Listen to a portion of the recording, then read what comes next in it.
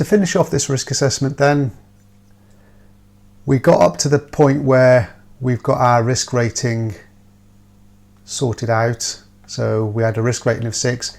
Now what you do is put the additional control measures in place. So what I've got is to arrange training on how to complete checklists and set up workstations, and arrange eye tests for DSE users who need them, because all I'd put in the existing control measures were that DSE users are just given the checklist and basically told to get on with it. But now we're improving those control measures by arranging the training on actually how to complete the checklists and set up their workstations. And you could also have a follow-up meeting to find out what the results of those checklists were, because inevitably some DSE users will probably come back and say that their workstations aren't meeting the minimum requirements. So those are found in the relevant section of the course. Ensure workstations meet minimum requirements. This of course would be covered in the training session, and there's bound to be some discrepancies that would need to be followed up on. Arrange eye tests and provide glasses if necessary, so that could go in as a control measure. Mental stress, taking regular breaks could be covered in the training session as well. And what it's important to do after you've put your control measures in is evaluate the risk again. So either the likelihood will be reduced based on those control measures, or the consequence will be reduced, or a combination of the two. In this case, I've left the consequence the same, but the likelihood of that harm coming to pass has been reduced from 2 to 1.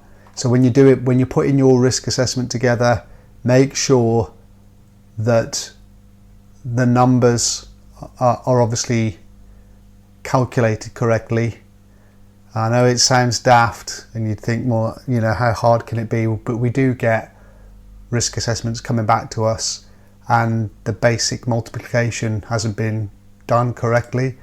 So the new risk rating is 3. And again, this might sound obvious, but nonetheless, we do get some coming back where the risk rating is no lower than it was prior to putting the additional controls in place. So don't make a silly mistake like that.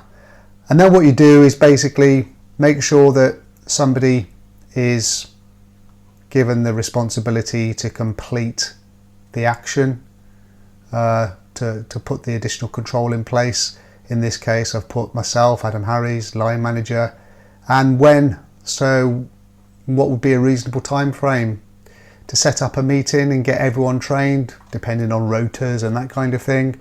1 month seems reasonable to me.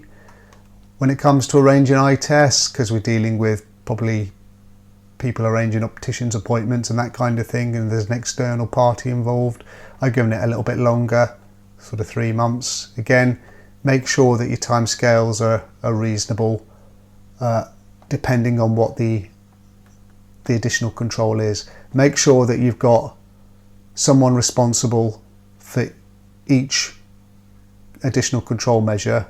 Could be the same person, but if it is the same person, like I've done in this case, list them again and make sure that there's a timescale involved for each of the additional control measures. You don't have to re-evaluate the risk for each separate control measure or anything like that. It's like one risk rating for the entire hazard of an improperly set up workstation, if that makes sense.